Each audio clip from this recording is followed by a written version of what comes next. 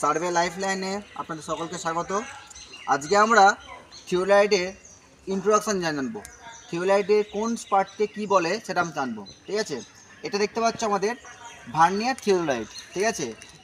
এটার list count হচ্ছে আমাদের 20 সেকেন্ড, ঠিক আছে। লিস্ট কাউন্ট কত? 20 সেকেন্ড, ঠিক আছে। আচ্ছা, এবার কী বলে দেখো, ফার্স্ট ওপরে আসছি। এই দেখতে পাচ্ছ, এটাকে বলে অ্যাডজাস্টেবল মিরর।